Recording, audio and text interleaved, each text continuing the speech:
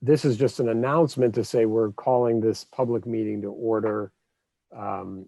This is an informational meeting tonight about a potential new historic district up at Jenny Dugan Road.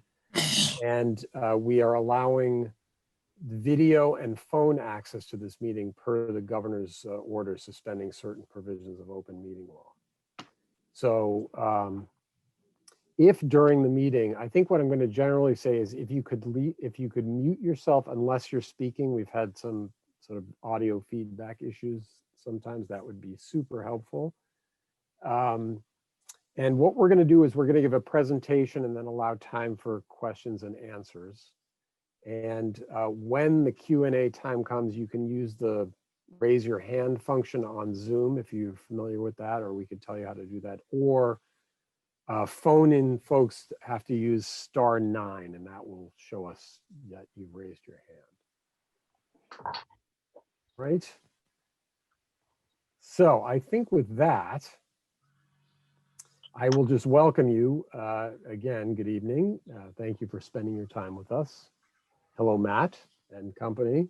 This is a public neighborhood meeting regarding the potential creation of a Jenny Dugan Road Historic District in Concord. So tonight we'd like to provide some basic information about historic districts. We'll describe briefly the potential for a district in your neighborhood, and then we'll try to answer any questions. We really aren't here to have a discussion. This is really an informational meeting and to sort of gauge your general interest. So we'll open it up for public comment, see how far we can get. If there are questions we can't answer, we will take them and try to get back to you as soon as we can. Let me start by introducing the members present. There are 9 of us here tonight on the Historic District Commission. I'm Peter Nobley, I'm the chair. And let me just go around and ask people to just introduce themselves and say hello. So Dennis, you have to unmute yourself though. And then say your last name. I'm muted. It's not, there it goes. There you are. Dennis Fiore, hello. Kate. Hi, I'm Kate Chartner. All right, Luis. Hi, I'm Luis Berispedia. Luis is our vice chair. Nia.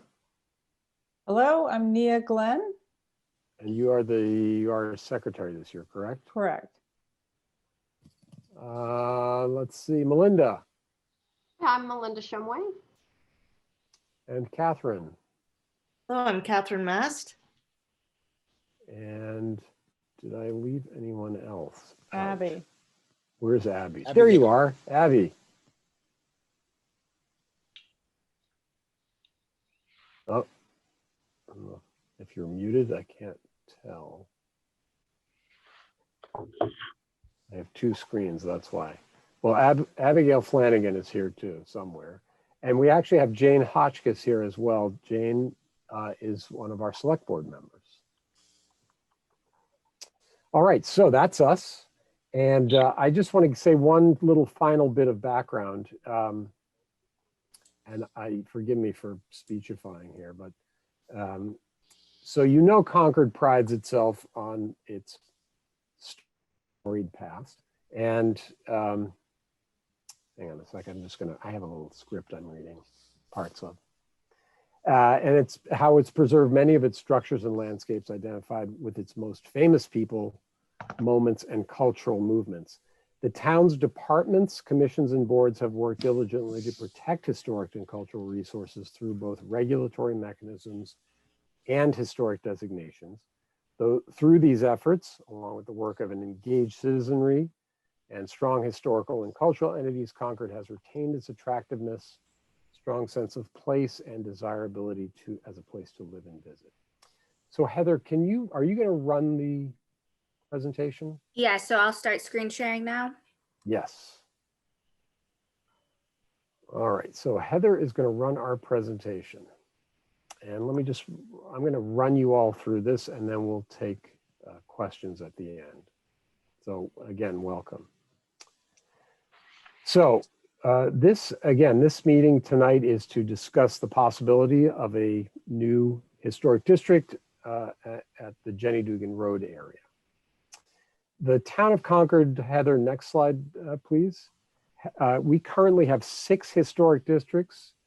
You may or may not be familiar with this map. There are 6 districts. They reach in different colors there. They are called the Main Street, American Mile, Church Street, Monument Square, Hubbardville, and Barrett's Farm Historic District.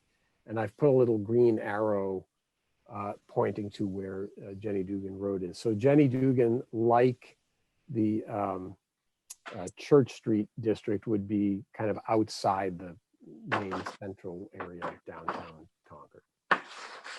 Next slide, please. So local historic designation is one of the best ways to protect historic character, the historic character of buildings, streetscapes, and neighborhoods from inappropriate alterations, incompatible new construction, and other changes, including demolition. The basic aim of this designation is to preserve the distinctive architectural and aesthetic value, or what I would say the essential character of an historic resource, so future generations can enjoy it. And I realize there's a lot of text here. We'll make this available afterward if people want to read all the text. Next slide, please. So the Jenny Dugan Road subdivision, and forgive me if you already all know this, but we have some new folks here tonight, is situated in a place significant to 2 distinct periods of history that are linked by similar impulses, values, and ideals. The mid-19th century of both the anti-slavery and transcendentalist movements, and the mid-20th century architecturally iconoclastic modern design movement. The street itself is named after Jenny Dugan, who was the beloved wife of Thomas Dugan, who was a former slave and influential Concord farmer who died in 1827.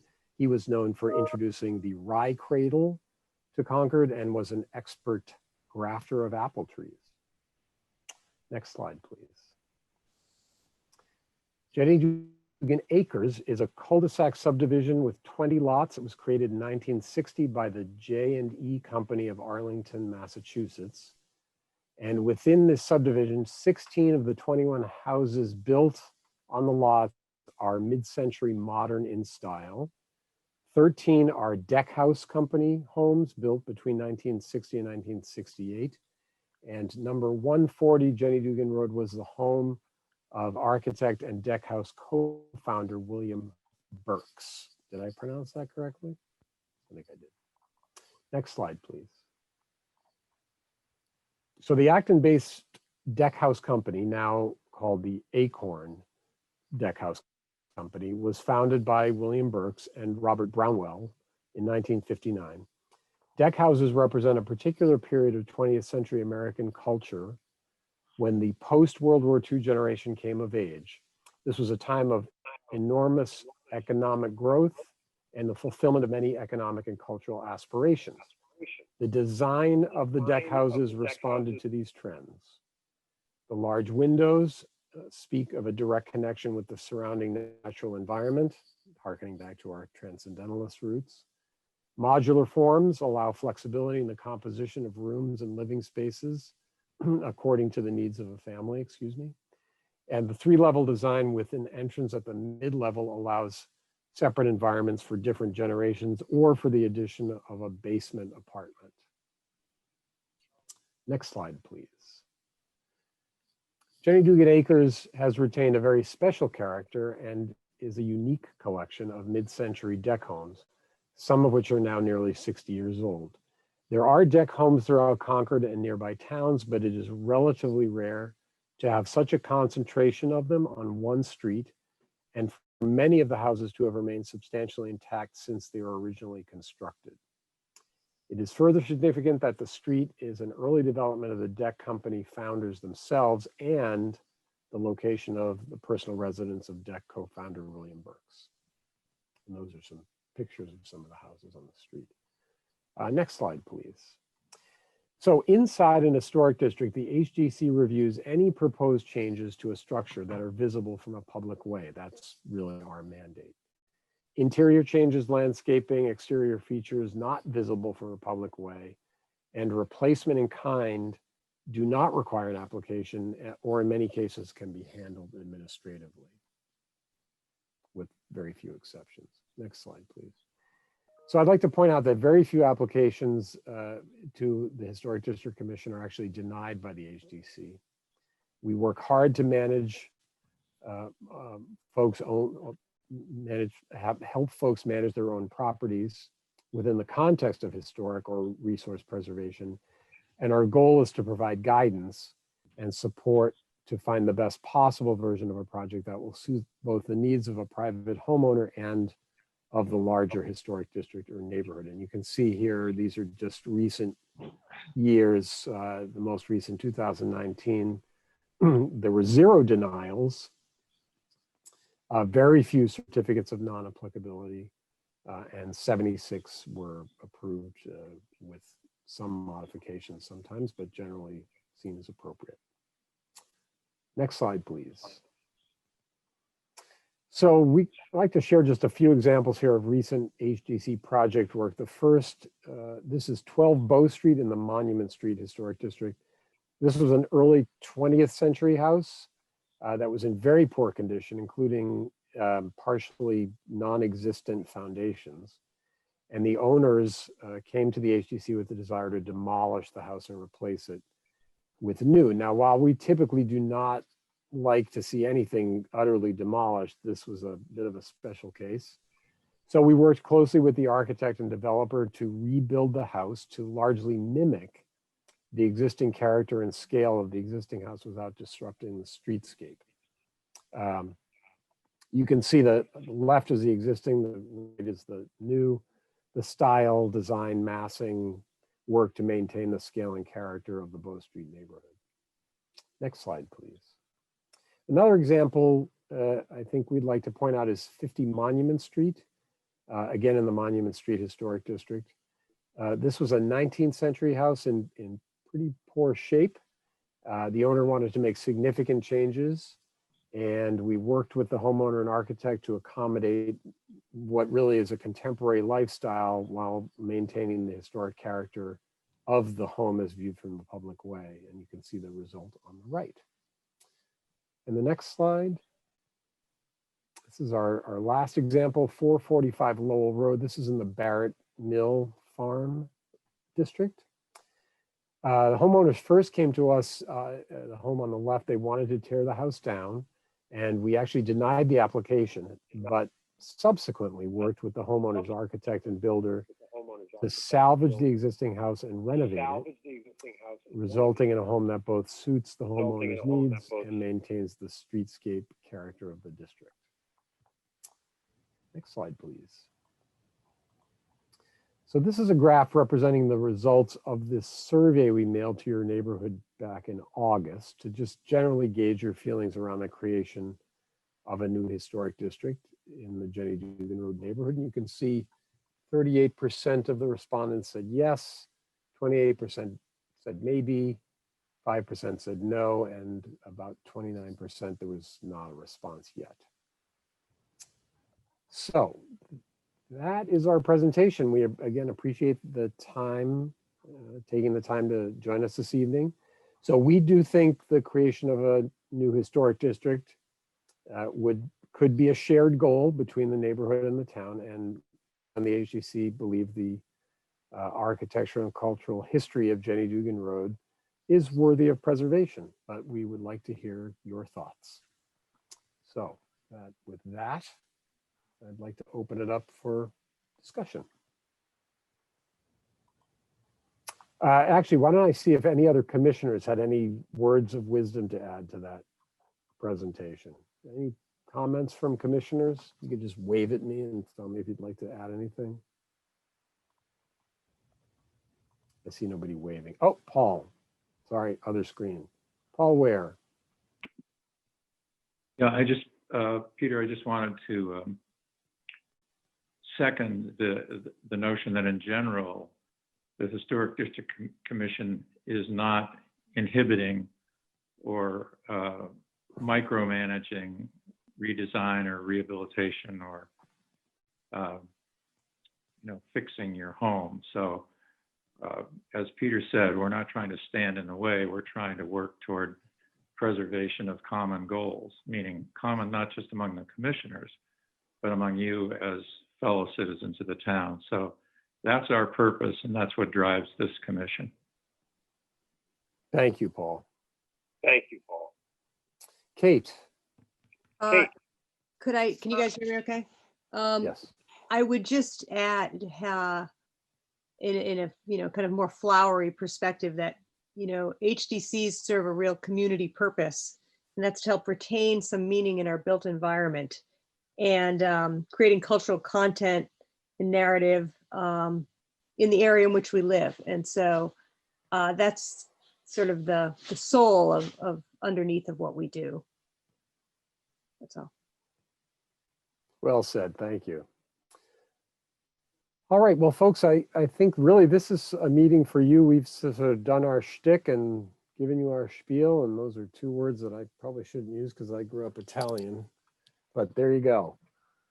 Are there any thoughts, questions, comments? Stephen, I see Stephen Goodman has raised his hand.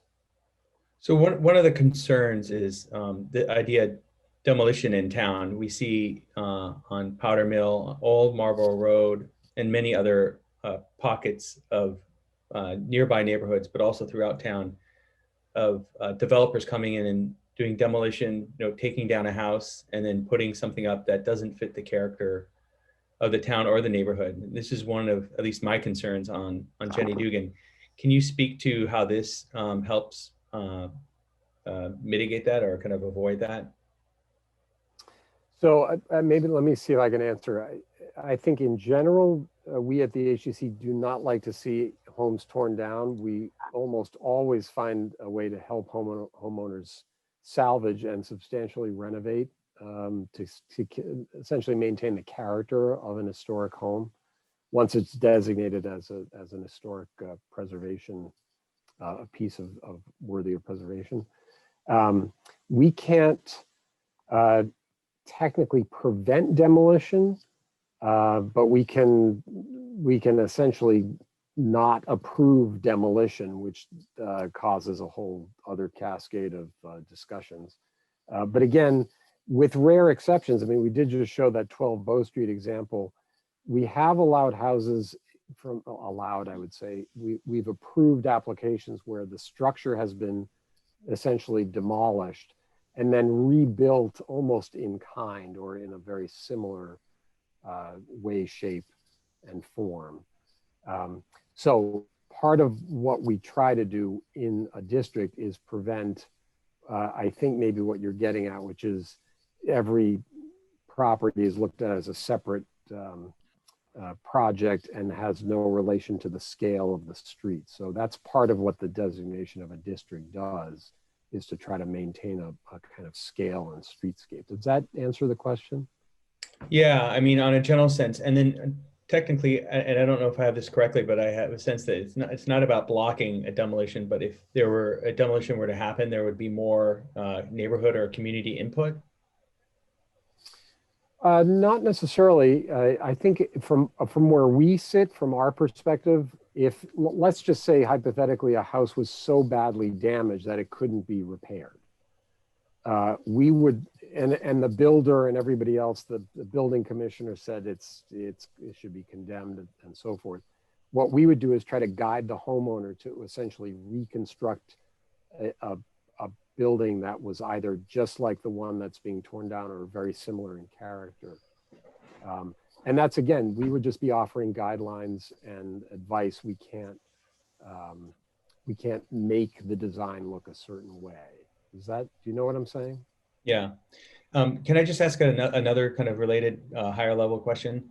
One of the things that the town has made a commitment to, and I think we all, well, at least, many of us believe that we have to start thinking about is the changing climate and how we, invest in our houses to mitigate that. How I can imagine there are times that these might conflict, right? If you want to preserve the character of a home, but maybe do something that helps. And the thing that comes up all the time is solar panels, but who knows, maybe there's something new in 5 to 10 years a new technology. How do you rectify kind of having a historic district on one hand, but also making sure that, we're becoming kind of carbon neutral?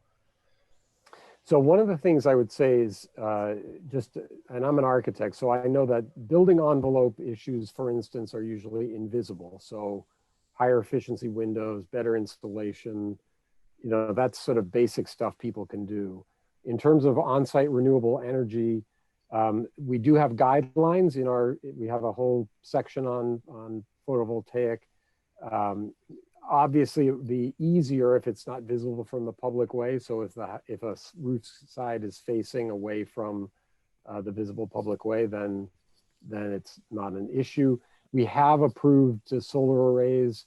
Generally, what the issue is how it's composed on the roofscape. And as you say, the technology is evolving. The panels that are available today may or may not be available or even in vogue. I know there are technologies coming along like photovoltaic shingles.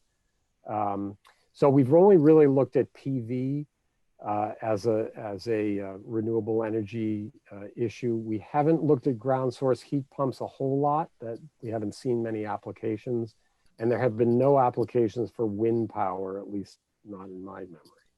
So I think we are 100% behind reducing the town's carbon footprint and working toward our sustainability goals. And again, I think we can almost always find ways to do that within our historic district guidelines. Great, thank you. You're welcome. Other questions? It's a little hard to see. I see someone named Melanie, and there's someone waving. Hi, I'm Ed, who's with. Hi, Ed. Hi. Oh. We're at 140 Jenny Dugan. This is a Burke's house. Yes, Bill Burke's house. This is sort of along the lines of Stephen's question. In the event of catastrophe, not a tear down because of development or something like that, what would be the guidelines for rebuilding? Although we love our house. Our house is amazing. But if it were lost to a catastrophe, I'm not sure I'd want to rebuild the deck house. I love it, but it's rather energy efficient, as we know, and they're inefficient. And there are some aspects of it that you wouldn't necessarily want to rebuild in a New England climate. So God forbid this happens to any of us, but it could happen to any of us because deck houses are relatively fragile when it comes to fire and other things. So in the event of a catastrophe, what would the guidelines be for reproducing the house? I don't think I'd want to do what you did in that other historic district where we try to rebuild a house that sort of mimicked it. In fact, I would go as far to say if Bill Burks lived here and that happened to him and he were living in the 20th century, I don't think he'd rebuild the deck house. He'd probably be onto some new embracement of technology or new design aesthetic of the time. And so what do you think how would that go with the district and neighbors, in fact? It's a great question. In fact, we were talking about it just before the meeting. We haven't developed any new guidelines yet. In fact, we haven't even decided if we're going to amend existing guidelines or create an appendix. But I absolutely hear your concern. And I think, first of all, we'd look at it on a case-by-case basis. I think, again, what we'd be mostly concerned about is the scale and general appearance of the neighborhood. So there might be, what we might do is develop general guidelines about the aesthetic characteristics of a deck house, not the specific architectural sort of playbook, but, horizontal, rectangular, certain roof pitches.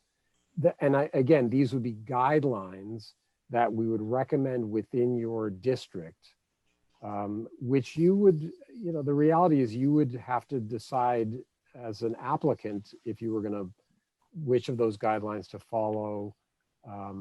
But I understand the dilemma because I think the reality is the deck house is a philosophy as much as an architectural design style. So this is exactly the kind of thing, frankly, I like to hear about, because this will help us develop whatever guidelines we put together, assuming this goes forward. So I guess what I'm saying is we try not to be proscriptive. And in fact, we tend to, the guidelines tend to be more sort of defensive and reactive than proactive. But this, we may start to change that with this set of guidelines to be less just sort of waiting to see what happens and more anticipatory. So does that answer the question? I know it's a little vague. Yeah, so 5-bedroom colonial's okay, right? We're good? You know, as long as it's a center entrance with a red door and you're— Of course, what else did we do here? No, seriously, don't thank you. That helped a lot. And if that, God forbid, ever happened, it would be modern and in keeping with the spirit of you know. So you just made Matt smile. All right, well, thank you, Ed. Could I add a thought? Yes, go ahead. Yeah, so if we're engaged here in speculation to some extent, and this is certainly not necessarily the position of the commission, one fact you ought to perhaps bear in mind in that scenario is that there are a number of homes in Jenny Dugan that are not deck houses. So it's already a neighborhood in which there are some disparate types of designs and architectural features. And that would probably be taken into consideration by the committee should you come up with a design that wasn't, strictly speaking, embracing all the features of a deck house. I'm speculating, but it's a fact you can keep in mind. That's what this meeting's for, speculation. Luis. I just wanted to mention that there's a level of abstraction in the proposition made by the Melanie group. I'm sorry that I don't have your name. Which is that, you know, what if my house burns down and so forth. So that brings us to what is essentially what it's being represented by a historic district. And what a historic district points to, it's a sense of something that was important at the time. And that aspect that was important at the time usually has a physical representation on an object, and that object is the house. So that's the reason that we concentrate on, you know, houses that look a certain way, because that reminds us of, you know, colonial times or you know, Concord in the 19th century and so forth. In the case of the deck houses, they are very important cultural aspects of recent American history that are represented by the deck house. But that does not mean that the only way to represent those values are by building a deck house. In fact, what is being forced on a historic district is for the casual observer to be reminded of that time when something important happened. So in colonial times, when, you know, the newly formed country, the United States, was breaking away, in the 19th century, when the very prosperous country in the United States was becoming richer, et cetera, et cetera. The deck house represents all those aspirations of the post-war generation. So whatever you represented, how you represent it doesn't really matter. You see, you can build a modernist house that it's all made of glass, but as long as you are able to capture that sense, that would be an entirely appropriate historical structure. That's the reason that I personally don't have any objection with having glass pyramids in the center of the Louvre Museum, because, you know, they represent something that is entirely consistent with what the Louvre Museum is trying to convey. And in the same token, if your house burns down and you have to build a new house, as long as you build a house that echoes that there was a time in the 1960s and 50s where a generation was coming out from a horrible historical event that was full of hope. You see, it was full of events. You see, the conquer of the moon, the conquer of cancer, all kinds of things. Then your house is perfectly appropriate and it will be entirely approved. Doesn't matter whether it is rectangular or has a red door. No glass pyramids. We'll see. I know, I'm just kidding. Thank you, Luis. Chris Leary, I see a question. Yeah, thanks, Peter. Peter, could you describe the process? And let me tell you why I'm asking, and I'll show my cards. I'm either the one or one of the 5% that said no. And I have some strong reasons why, which is weird because I'm an architect as well. I love this house. I love that my neighbors chose this. But I have some very strong reasons why I object. And I'd like to know when is the appropriate, I responded in writing, but it just seems strange to me that neighbors haven't talked to neighbors here. And this, in my opinion, is a situation that disproportionately impacts a few people, maybe more than others. And so it just seems a strange process that it got to the point where I have to get on a Zoom to even express this view. And it leaves me with a little bit of concern that this is sort of moving along. And I don't know if my opinions would sway that 38% that haven't responded yet, but I can tell you why I love this house. But the reality is I didn't buy this house with the understanding that it was in a historic district. And I hope somebody loves this house after I'm done with it. But again, I didn't elect to be in a historical district. So I guess the question beyond the opinion is, where's the process to have this dialogue? To have a dialogue about whether to create a district or not? Yeah. We really considered all the pros and cons. I mean, there was a situation where we talked about the neighborhood in the historic district as if the neighborhood was speaking with a uniform voice. I see. And just as an example, I don't think the neighborhood has a uniform voice on this right now. It's a good question, Chris. So this was brought to us by some neighbors, not the group. And in fact, I would say this is democracy with a small d in action, even if it goes all the way to town meeting. If this kind of thing ever gets to town meeting, it would be a vote open to the whole town and everyone would be able to express their opinion. But of course, only the people that attend town meeting, which is a whole other issue of town meeting and how we vote. But I think maybe in short, I would say this is the first step in the process to have a public information meeting. There will be other public meetings. If we were to keep going down this road, there'd be time for people to give us input. If it becomes a warrant article, there's time for people to respond to warrant articles. So there's a very formal process for getting things to town meeting, which is open to the public. None of this is done in secret or in committee. The issue of how neighbors talk to one another, I'm a little less sure about. I don't think the town requires neighborhood meetings. This is what we're sponsoring, is effectively a kind of online neighborhood meeting. So I think it would be up to the neighborhood to have conversations.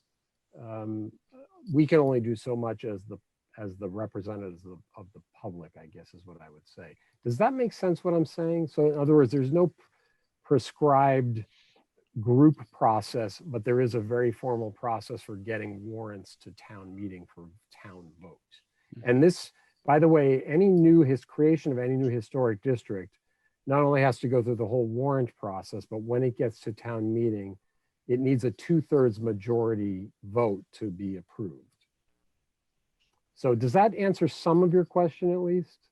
Yeah, it does. It does. It's and again, I just wanted to share the opinion that this might not be. It would be one thing, I guess, if all the people affected thought this was a great idea. This might be easier than if we don't all agree on that.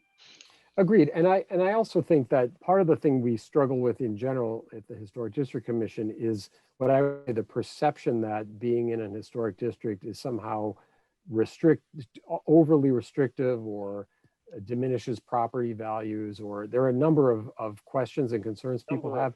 And so it is our job to try to at least illuminate the reality around that, which is that typically property values are not diminished. They aren't necessarily enhanced either, but they are kind of unaffected by being in a historic district. And again, as you saw from the slides, most of the applications, the vast majority, are approved or approved with very little modification from us, with few exceptions. So I hope that answers your questions. Paul, you have a comment? Yeah, Mr. Chairman, would it be inappropriate, since this is a public meeting, to ask Chris if he wants to express some of the reasons for his concern? Share those reasons with those who are present. Sure. Chris, do you mind sharing some of your reasons, just so we can at least hear them? We don't have to debate them, just be interesting for us to hear them. No, that's fine. And I think a debate will be healthy because my opinions may change hearing others and vice versa. But at one level, again, it just comes down to I chose to buy this house with the understanding of what it was, and what we're proposing here is to change that. And it could be as simple as a few weekends ago, I painted my front door. If y'all have an opinion on that, I'd love to hear it. And I actually value a lot of your opinions and might even change it, but I didn't have to go ask for permission for that. And I think that's just one simple piece. And then as I think it through further, I think Stephen's comments are right on. I do believe that the energy inefficiency of these houses is directly proportional to the amount of glazing in it. And that's a dilemma that I've wrestled with since I bought this house. So I also quite honestly think these houses are very fashionable right now and popular, and that's great. But fashions change. There's a lot of people that hate deck houses and love deck houses. So now we have the most significant investment my family made is now encumbered by whether somebody wants to buy this. And so a lot of these things seem limited to me. So, again, if I had chosen to buy a house in a historical district, all of that would have come along with the deal and I would have made that choice. But I didn't. And it feels like that choice is being put upon me as a property owner. And, honestly, when I think it through, I can almost rationalize a downtown historical district. I think of the number of people that enjoy that. And when I think here on Jenny Dugan Road, I guess maybe it's interesting that people would come tour our street and look at it. But I really don't think that's the case, other than nerds like me that do those things. So the benefit that's being gained just seems to be disproportionate to those that are bearing the burden of it, in my opinion. So a little bit of civics, a little bit of architecture. I also, as an architect, don't believe that great architecture comes from restrictions. I think a lot of great architecture, including what we live in, would actually have been objectionable at the time it was built. Just imagine building a deck house in a context of 1950.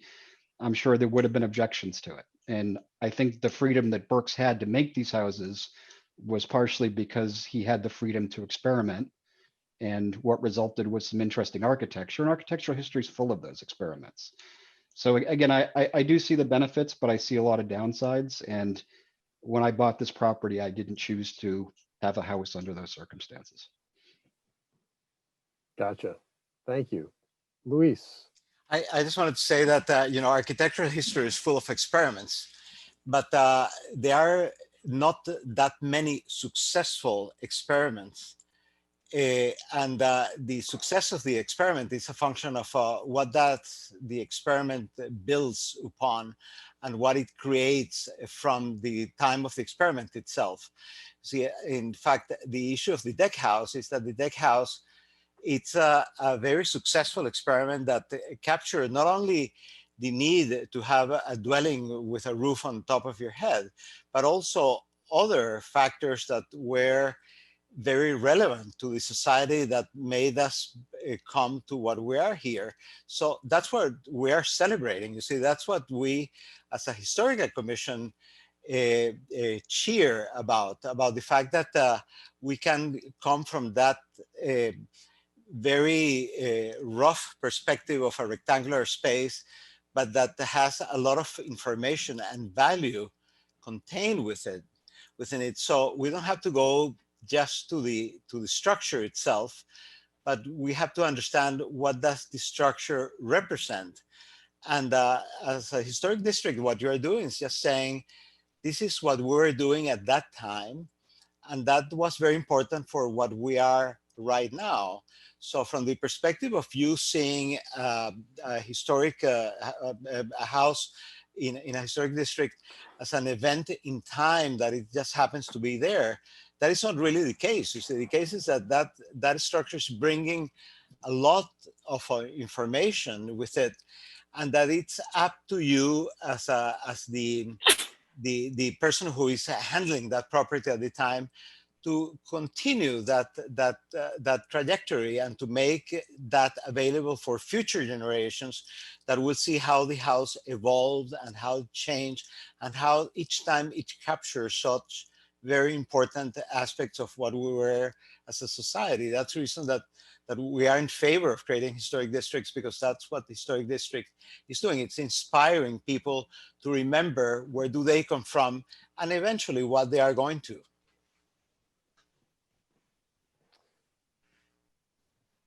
Yes, I see someone named Cindy/Dennis. Yes, Dennis Murphy. Hi, Dennis. As a resident of Jenny Dugan Road in a non-deck house, the thought of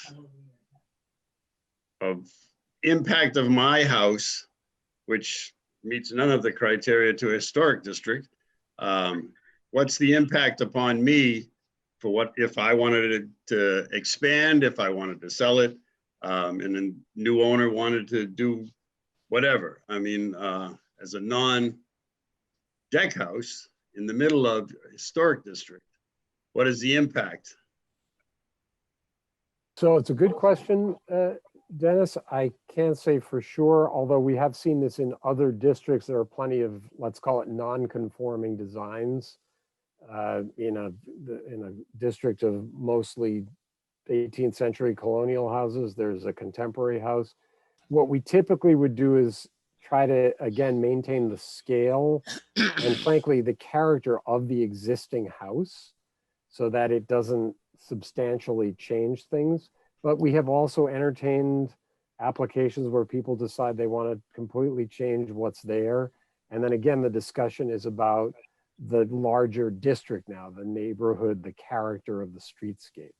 So in other words, it wouldn't be, I guess what I'm thinking is it wouldn't be as restrictive as it might seem, but there would be more oversight of the choices being made because being within the larger district.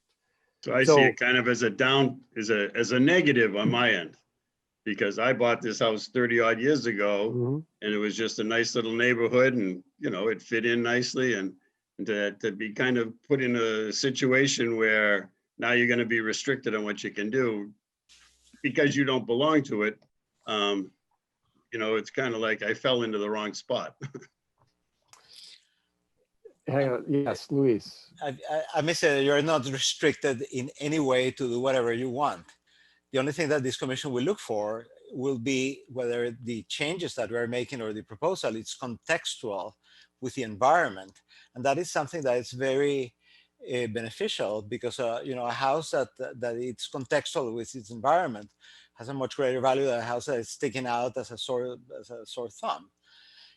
So from that perspective, you see, you are free to do whatever changes are in architectural and so forth you want to make or you should make, and you are welcome to create a good design. And good designs usually go very well contextually, and that is something that this commission has encountered many times and has approved essentially 100% of the time. So you will have no restrictions whatsoever. But it's a step that I have to take in order to do anything. Right now, I just go to the planning board or whatever, and here's what I want to do. Now I have to go to a historical commission, and then I have to go to a planning board, and then I have to go to a board of appeals or whatever it might be. And your house may be a few $100,000 worth more because of the input that you have from very well-informed members of an historical commission that come from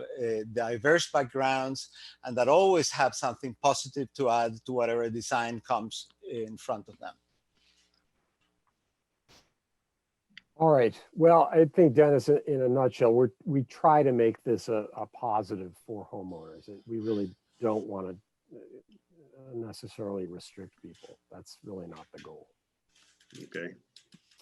Chris, you had a comment? And I guess maybe, Dennis, you and I are kind of thinking more alike than different, even though I have a deck house and you don't. I guess I'm not understanding, if the commission will never say no and never object to what we do, why do we need the designation? Exactly. I guess the only reason I can think that there would be a designation would be to change something. Because if you're never going to say no and never object, then we have that today. So this just isn't squaring, to be I honest. guess So I'm not sure I said we'd never say no or never object.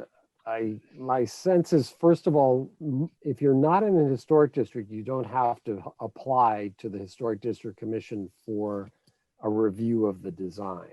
So number one, there's a group of people now looking at the design, the proposed design or changes in the context of the historic district.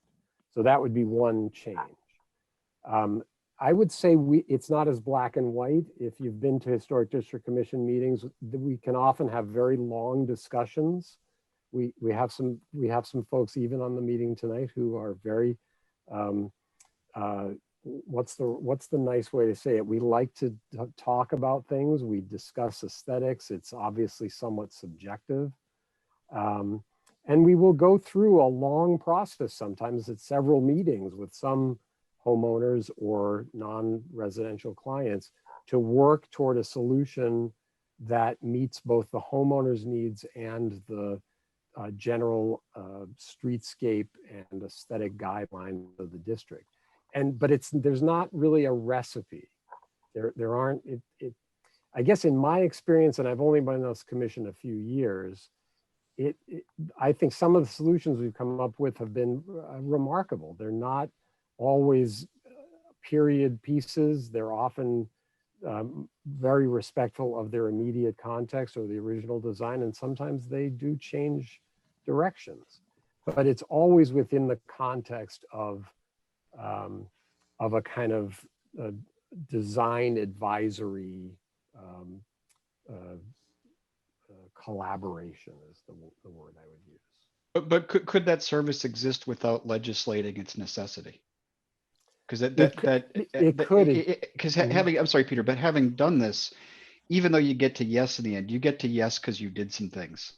And you know, I've been on town committees that have had oversight over projects, and the reality is we always had to convince the homeowner to do something they didn't want to do to get to yes.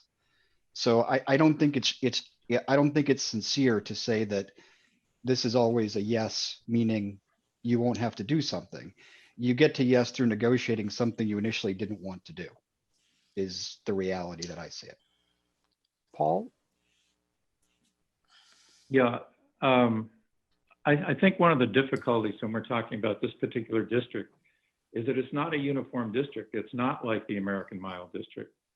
In other words, there are competing forces in your neighborhood. For those homes that are not deck houses, were you to propose a modification, we would be looking at that in the context of that kind of home. And I dare say something you might propose to do, Dennis, on your home, we might not want done to a deck house and yet permit you to do it. So I think part of the problem we're having in this discussion is the proposed district is itself ambiguous in terms of its architectural character. It's both, it's everything. So I don't think we would be approaching a modification to a deck house in the same way with the same architectural features in mind as approaching your house. I think they'd be very different. But you're right, there's a hurdle. You do have to come to the HDC, and for some people that's a big headache. For other people, it's an assurance that the character of the neighborhood, which presumably people in the district want, it's some backup for assuring the historical character of that district is maintained. I don't know if that's helpful, but that's the way I look at it. I think this is a tough one because you have both coexisting on Jenny Dugan, and that's good for the neighborhood. So I think the things you would prefer, we would look at very differently than were we considering a deck house. Stephen, hang on a second, Luis. No, sure. So I had a question about process as well, and being a very visible deck house on the street, and a person who likes to do projects around the house, myself, like paint doors and put fences up. I am totally for the preservation of the architecture of the house and the district and the houses that are around me and the architecture that stemmed out of the 1960s, as you've all talked about. I love the fact that we all enjoy that type of architecture. However, I'm a little concerned about, the process and what might become a situation in the future, whether it be this board, this approval congregation or another, tens of years in the future. What ramifications might be put against me if I decided to put a fence up or put an outbuilding up or put an awning on my house that may or may not be within the realm of the guidelines. And so, not to say that I would go against building code or go against the regulations, that are my duty as a homeowner to apply for a building permit, et cetera. But what is it, a slap on the wrist? What is the process? Like, I understand, like, we need to prevent people from demolishing the houses to build a McMansion. But then again, what is the balance of, what's the penalty to me as a homeowner who appreciates that type of thing versus someone who wants to come in, demolish the house and, put up something different? What are the different, penalties? How does this all play out? Yes, so I think maybe let me redirect just a little bit. We had someone in one of the historic districts downtown once say, and I'm probably going to butcher this quote a little bit, that the reason for historic district is less about what I'm going to do than what my neighbor might do. So in other words, if you agree as a district that there's a certain character of the streetscape and scale and size of home that's worth preserving beyond just the individual house, then that's what guides the district, the guidelines for the district. And then it does become a discussion when you want to put an outbuilding on or a fence up, that you just apply to the HDC. We take the guidelines and look at how they measure up, and then we have a dialogue about what might be done. So my sense is it's less about saying no to things and more about saying, if you're going to put a fence up, we might offer you a guideline for what kind of fence to put up given the rest of the district. So there really aren't penalties. The reality is people do things all the time and without applications. Right. What if someone did that? What are the penalties? What is the process? Well, is there a denial of a building permit? Is there a municipal lien put on the property? No, there'll be a letter. Heather can probably speak to this a little bit more clearly, but typically if something's done without an application, a letter would go to the homeowner saying, oh, by the way, you live in an historic district. Did you know you need to apply to the HDC for approval for that? And then often these things are solved administratively. Again, we're not trying to restrict. Well, yeah, I'm not implying that I'm going to put a fence up that's 8 feet tall in front of my house either. I want to make sure that, we understand what the process is. And if someone did come into the neighborhood and kind of, bulldoze their way through the process, we all understand as community members what it is that our rights are as if we're signing up for this. We know what we signed up for and what they collectively have bought into. So what is that process? So hang on a sec, Luis. So if someone does something in an historic district that doesn't follow the guidelines, I believe the process is a letter goes to the homeowner, correct, Heather? Yeah, so I think it would depend on what has been done. Most projects require a building permit. So should you do work that you did without a building permit, then you have a separate issue, and that's not through HDC. But we would collaborate with the building department, letting them know that this also requires HDC approval.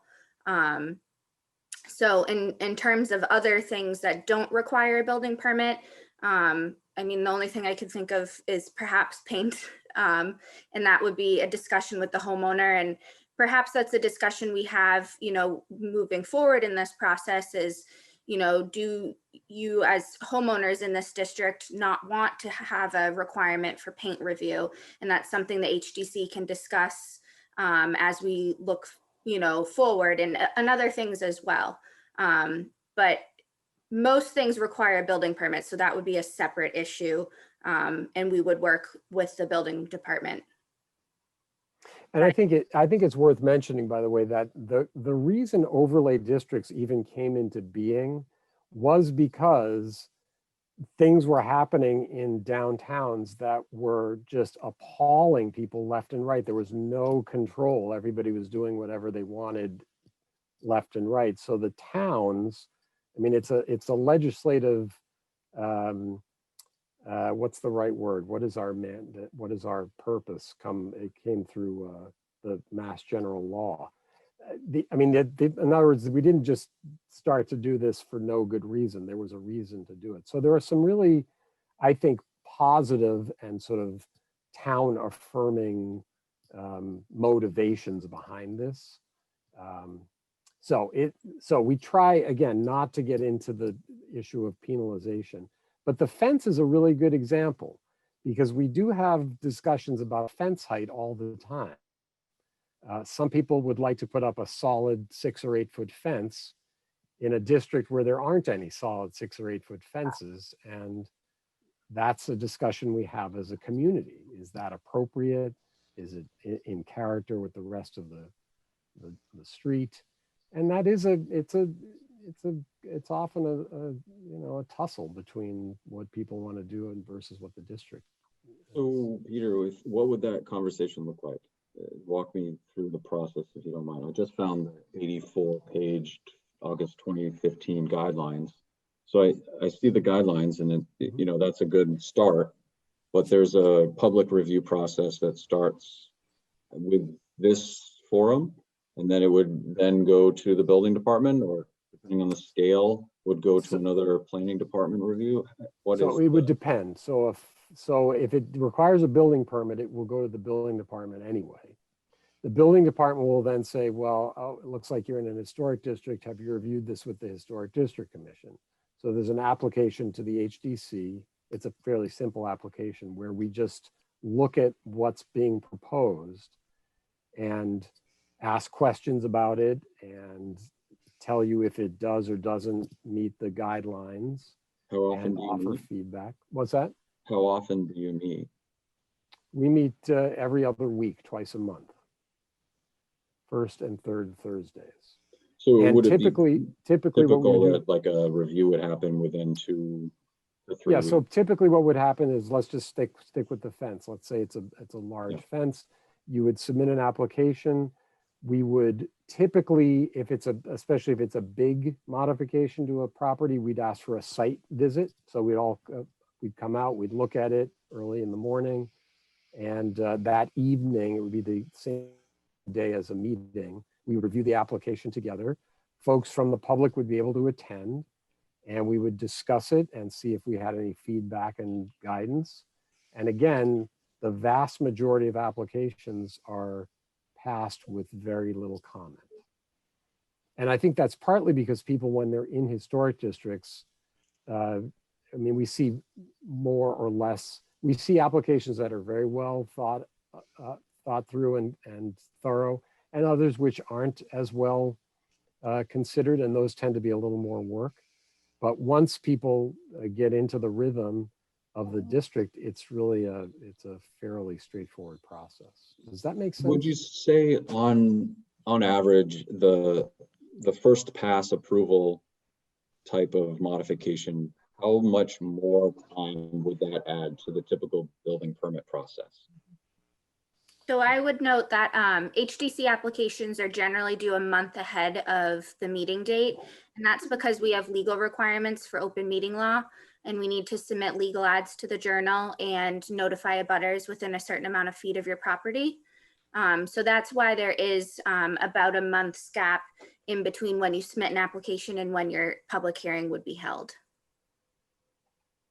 So you have to be, so about a month before your typical building permit application.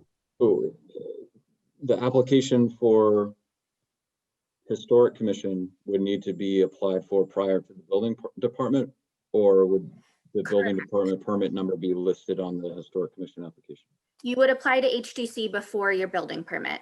And so we would get Historic Commission approval Mhm. that month of time plus, say, 1.5 weeks for approval, then go to the building department to apply. Correct. So you could go to the building department the morning after your meeting and apply for your building permit at that point. So we're talking about 6 weeks or so.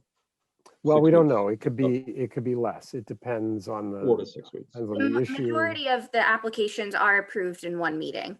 Yeah, Applications I mean, that if you're gonna do work to your house, you're gonna need a building permit. Everyone knows that. And just by applying this overlay district, everyone here is gonna sign up for that 4 to 6 week additional time to do anything. And I think anybody here, they're, sane mind and appreciation of the architecture is gonna do the right thing, assuming that's the case. It's just, we're all buying into the fact that it's 6 weeks of time. I would say in general, it would be more like 4 weeks. Larger applications like large additions to houses and that sort of thing may require more than one meeting. And is it the 84 pages of guidelines dated August 2015 that are the most up-to-date guidelines that you guys follow? Yes. Those are the current guidelines, yes. And how often are the you folks, as part of the board and the review process, how often do you turn over? What is the selection process? Who decides, who's the chief, and how is that process? The board, the members are appointed by 6 different entities in town, and the terms are 6 years. So the board turns over, it's turning over all the time. 5 entities: Select Board, Concord Museum, Library, Natural Resources. Remind me who the 5th one is. Museum. Planning board. Planning board. So each of those boards or entities sponsors applicants, sponsors commission members. They have to be approved by the select board, and then we're appointed for terms of up to 6 years. So it's a rotating, and there are 5 voting members and 5 associate members. All right, hang on a sec. I see Melanie has got your hand. Yeah, I'm sorry. Just more of a kind of a logistical question. You were just talking about the timing of an application to the historic board coming prior to a building permit. I'm wondering if several of us also in this neighborhood also land with wetland restrictions and have to deal with the Conservation Commission if we're going to be doing much of anything on our properties. And so I'm curious if any of that would run concurrently with the historic, or how that works procedurally in the town, if you have to have one, after the other before you can actually pull a building permit.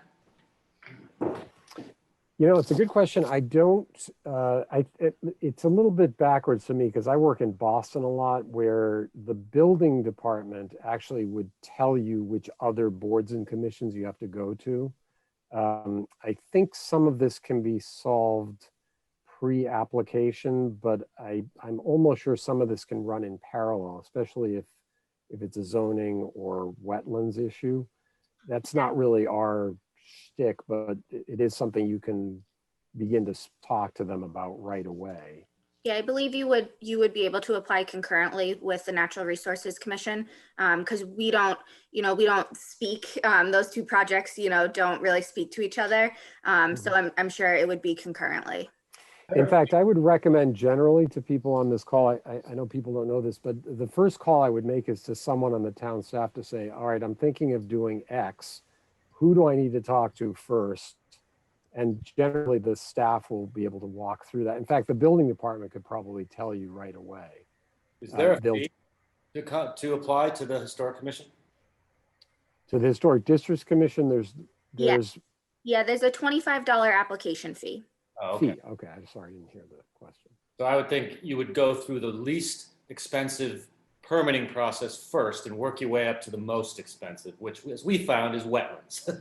It's very expensive to Oh, go. really? You're saying we should up our rates?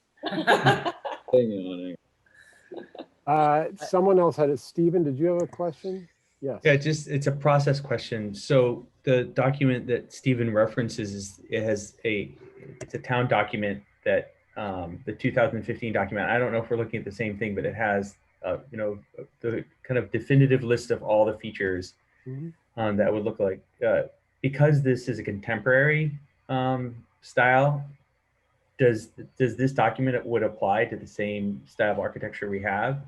And then if there's something in that long list that doesn't apply to us, or as a neighborhood we decide that we want to make some kind of divergence, right? Let's say we want, a lot of our decks, not associated with Deck the brand, but a lot of our decks are very present. It looks like the document speaks to more kind of different historical types of structures. Like, could we craft guidelines ourselves? And then if we did that collectively, does that mean your commission would have to accept that? Or how would that work? So yeah, I first think question that's, is that list, apply to us? And then if we wanted to make amendments or additions or changes to that, would that be acceptable?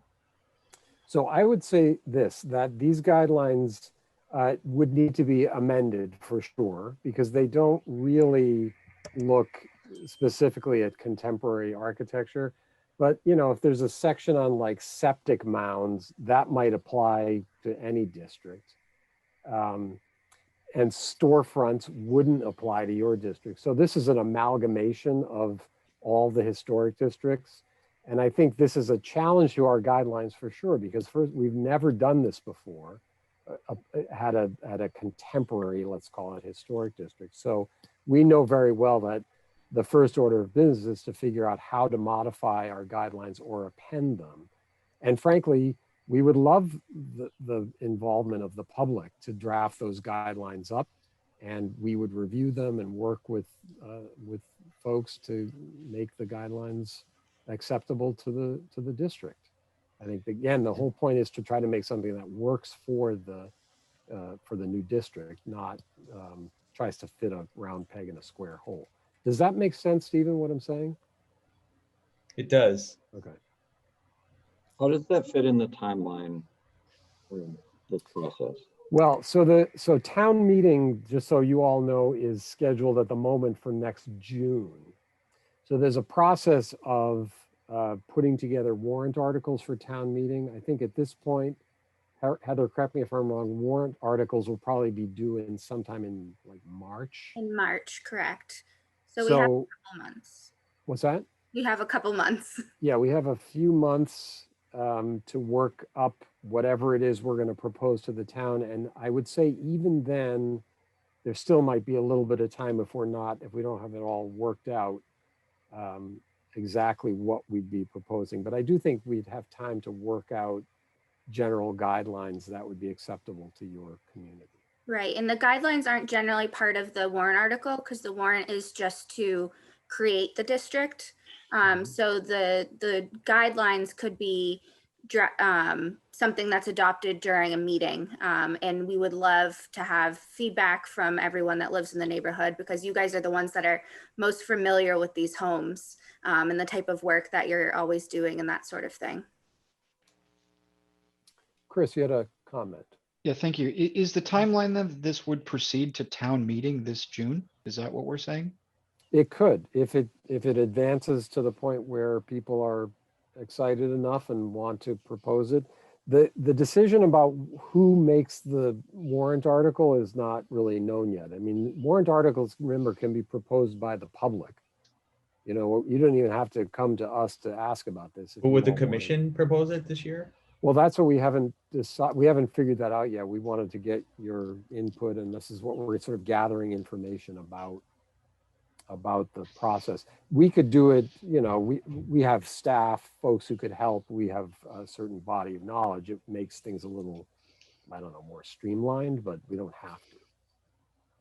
Yes, Chris. Yeah, sorry, I'm kind of putting my civics hat on, not my architecture hat, which I know less about, but you know, when I think of all the warrants at town meeting I've ever heard, usually they impact the town uniformly, or at least, even in the case of like a new school, maybe that's not everybody, but this just seems strange that the town is voting on something that disproportionately impacts about 6 of us. So that almost feels to me like eminent domain, not town meeting. I'm putting on my civics hat here and thinking that this feels almost a little bit more like government seizure, if I'm dramatic about it, than it does the public benefit, right? Where the whole town will vote whether 6 of us should put an obligation on our property. That just seems like a very strange process. Can I say something about that? Go ahead, Luis. I just want to let you know that only 6% of all the residential structures in Concord are in historic districts. But that 6% of the structures provide an identity of Concord that makes it a unique city in the United States. So the fact that you will become part of that 6, hopefully 7% after you all join, will be a substantial advantage that you may not perceive it personally, but you will perceive it collectively. It's only 6% of all the houses in Concord that are actually in historic districts. I guess I honestly feel like you're asking us to make a very nice donation. Not necessarily, not necessarily. You see, because that's another thing that I wanted to expand a little bit. You see, number one, just to clarify that our guidelines are just that, guidelines. They are not rules that we have to follow. You see, we follow guidelines, and we are a diverse group of people it's usually 10 people that have very different perspectives, and we obtain a decision that it's made out of the common reasoning. So in general, we follow guidelines. We don't follow rules.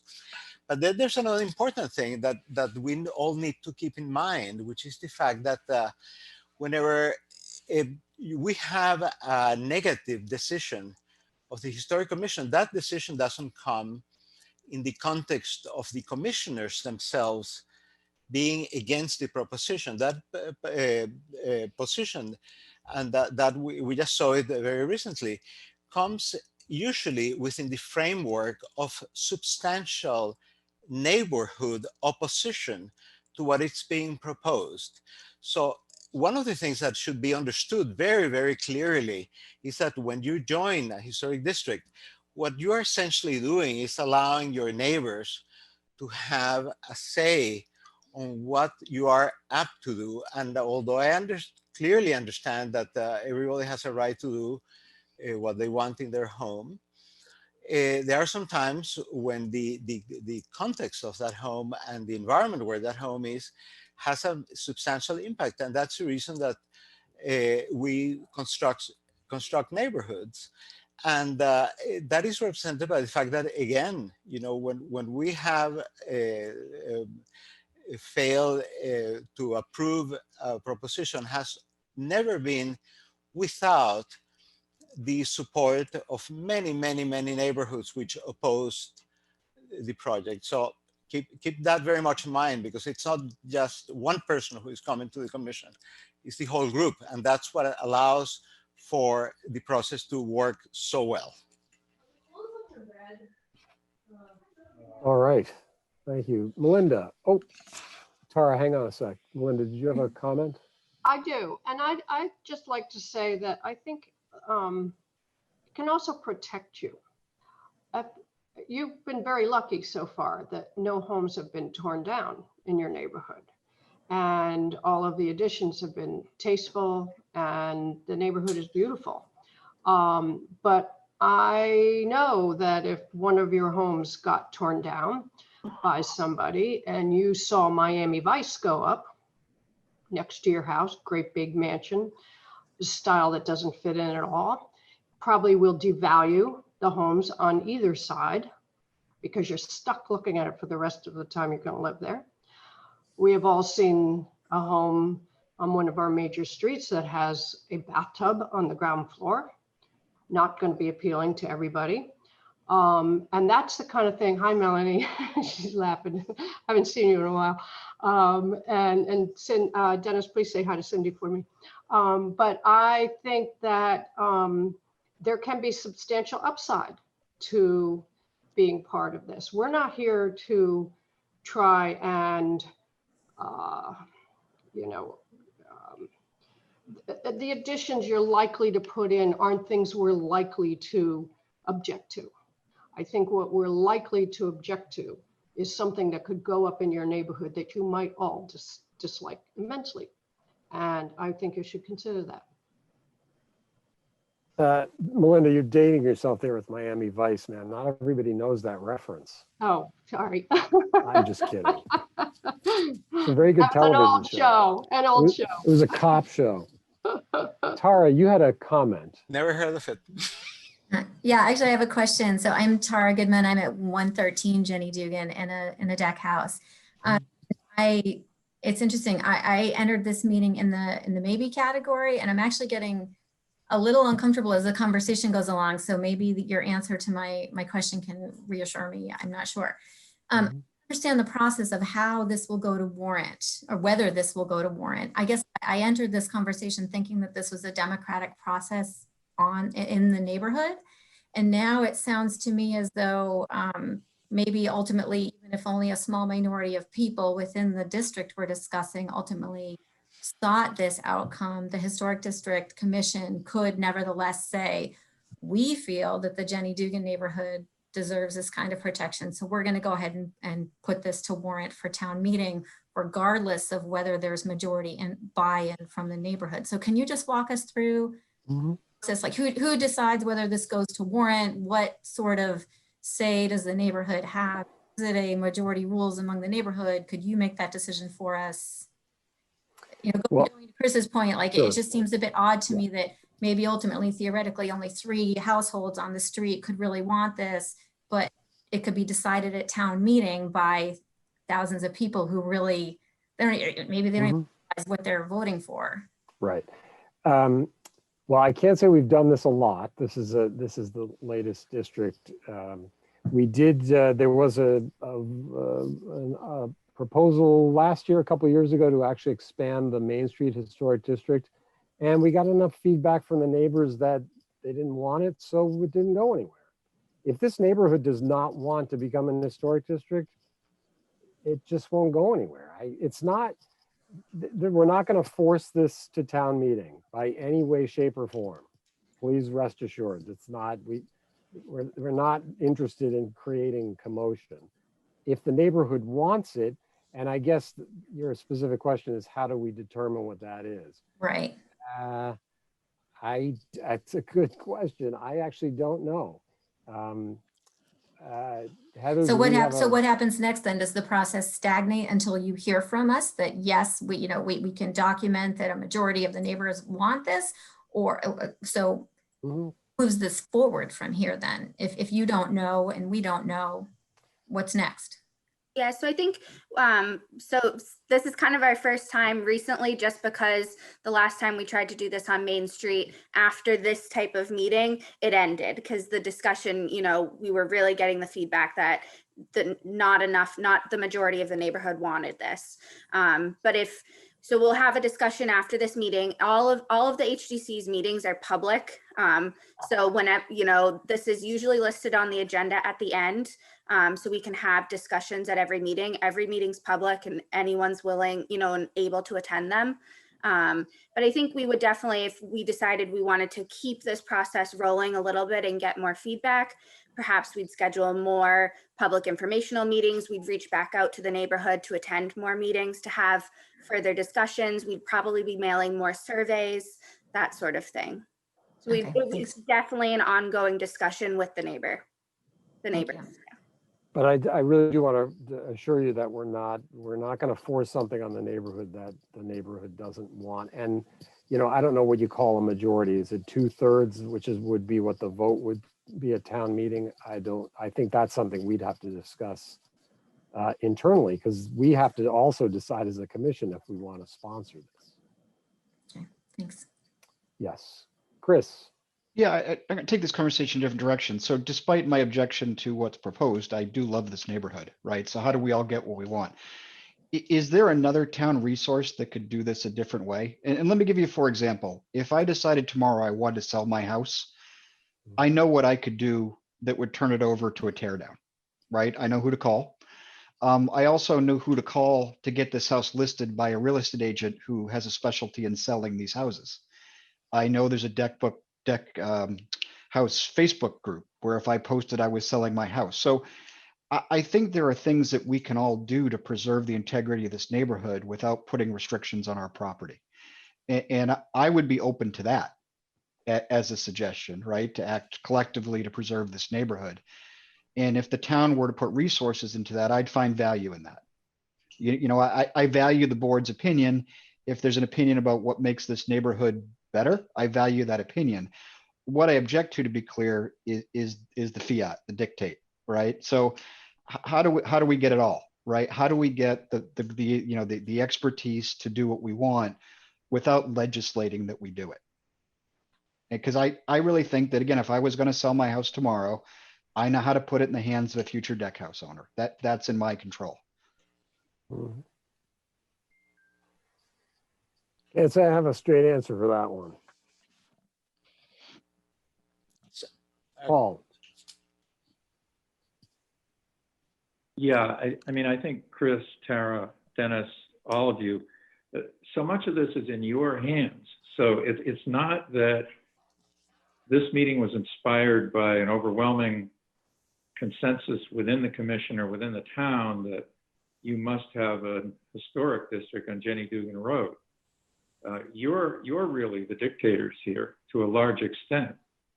And I think if you're only 21 homes, what prevents you from getting together in a more logical way and bringing your own consensus together? I mean, we did take a survey.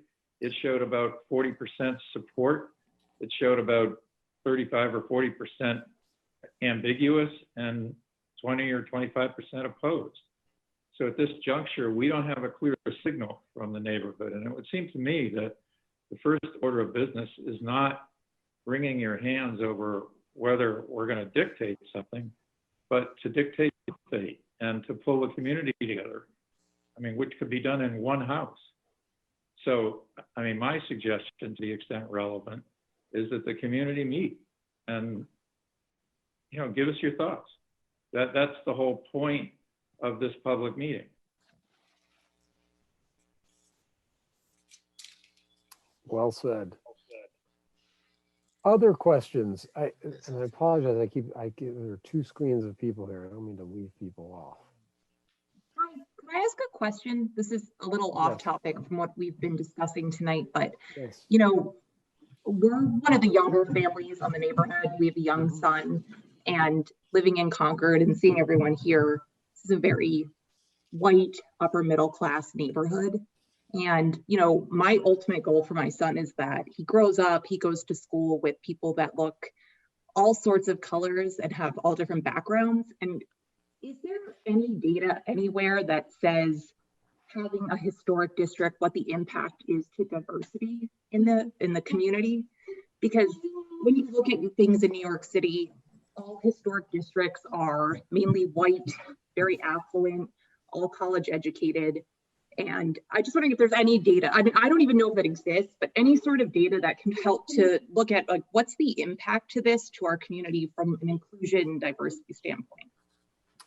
I don't know of any.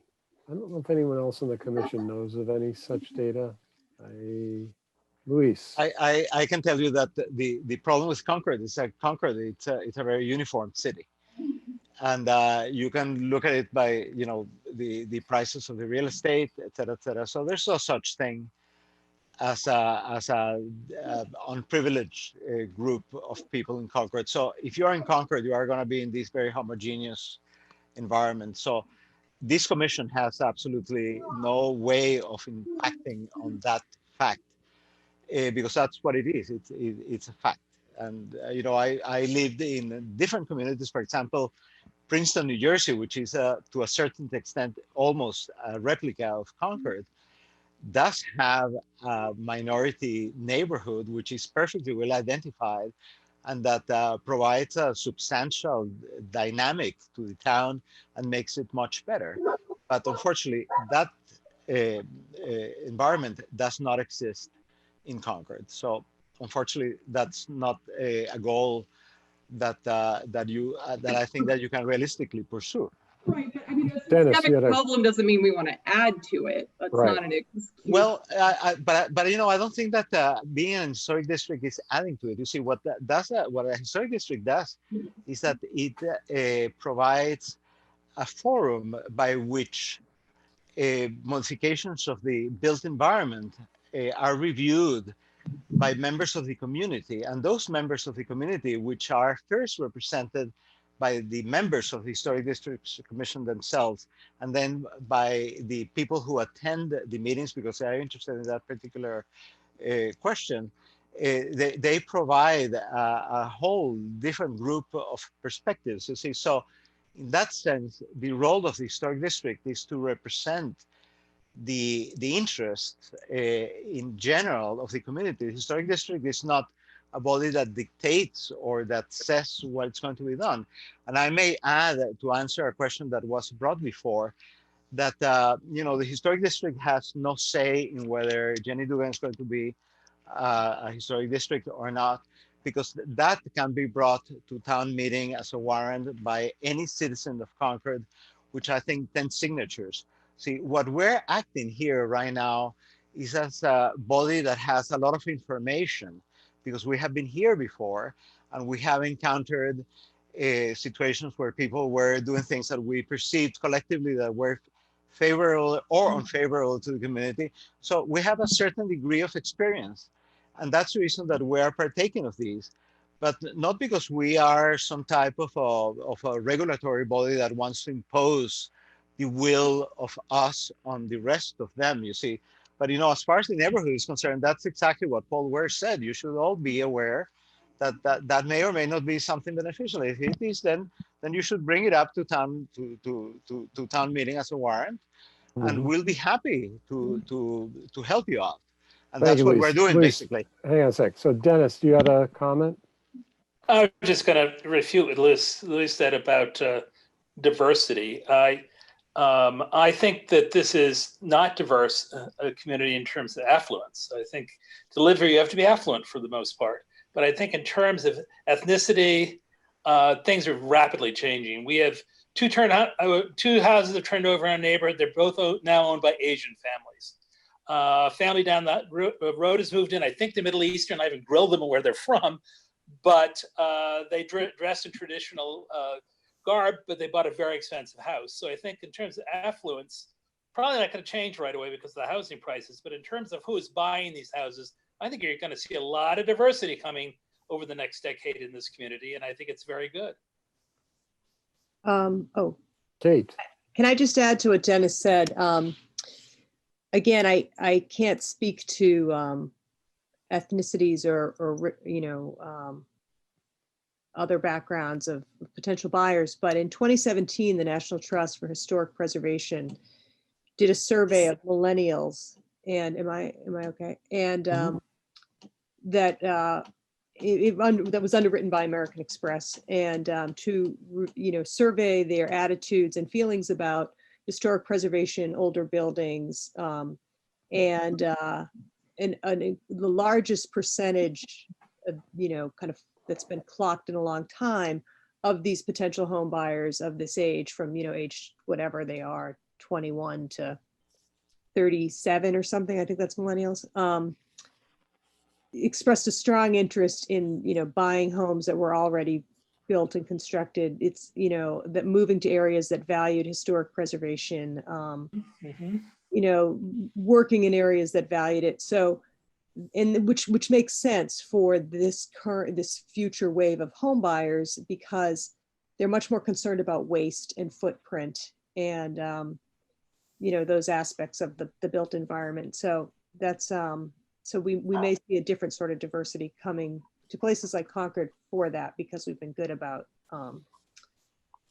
honoring our various architectural pockets of styles. So Anyway. I would say they also come here because they value the values that we have here and the educational system. I think that helps a lot in terms of attracting people who very much respect those qualities. All We're right, off folks. topic, of course, now. But No, that's all right. It's because it's 9 o'clock. And now we've been going for an hour and a half, and I see people are starting to drop off. So I guess I want to see if there are last comments from the public before we don't have to wrap this up. It's really your meeting, but I can see people are starting to want to go watch their Netflix something, right? I don't know what people are going to do tonight. I'm going to go to bed. not CNN. No. Other thoughts, comments, hopes, desires, fears, dreams, all of the above? Any last words from commissioners? I guess I would say, Stephen. I hope that everybody just looks at a big picture. And if you're planning to live here a while, think about what could happen if your neighbor came in and put a McMansion in, and what that would do to you. And if what the risk is, and the penalty, and the time or effort that you're going to put on yourself to protect that potential future scenario, or prevent that future scenario. For me, it's worth it, because I put the trust in the public process, convincing people, architects and experts on a board to review the scenario as it is, and the general sense of the scale and size and architecture of the space that I'm proposing to change on my property. And I would hope that my neighbor would do that, but you can't know that in the future. And so for the risk and the price to be paid for that type of protection, for me, it's worth it. And I hope that we can, as a neighborhood, all collectively get on Jenny Dougal at google.com or whatever the email is, and say, what are the 10 things that we want to talk about, and talk about all 10 of those things, so that we can all get on the same page over the next 3 or 6 months, whatever it is. Well said, Stephen. Have you considered running for select board? Too young. Or serving on Nah, HTC. you're not too young. All right, folks. Well, I don't want to cut anyone off, so I'm just looking around to see if people have any last comments, but I do want to thank you all. So at the moment, Heather, I'm going to ask for the spot one more time. There is the next step formally for us is that at our next meeting, we will talk about this meeting. We may have a little bit of, we aren't allowed to talk as a group outside this meeting, so we really do have to wait till the next meeting to discuss. There may be some background work that goes on. I know we've been doing a little bit of research, but that would be shared through our town staff.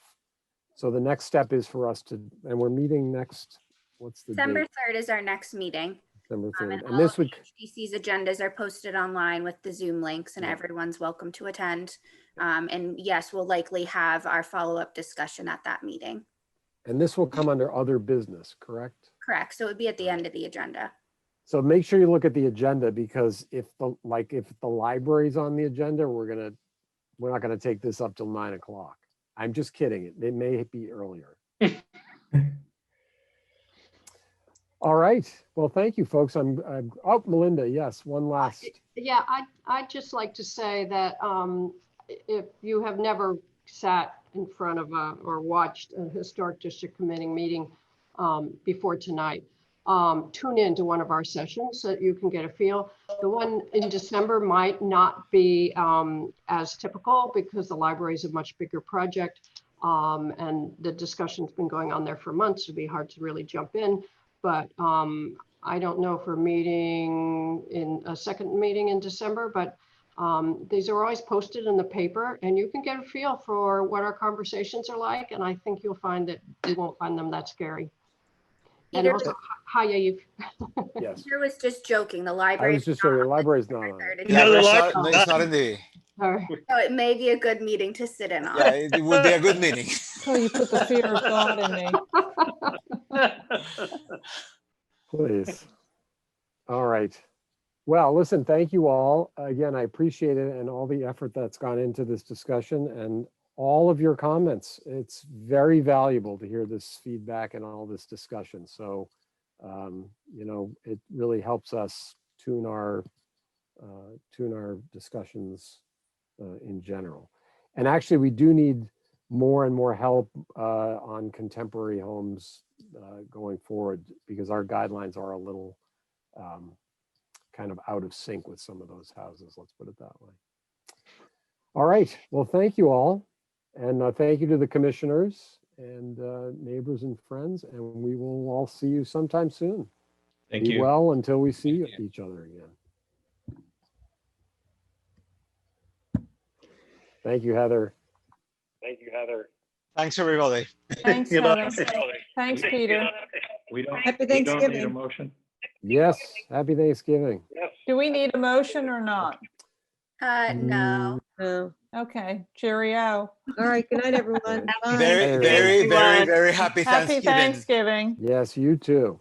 Thank you. Thanks, Peter. Thanks, Peter. Well done. Enjoy, everyone. All right, yeah.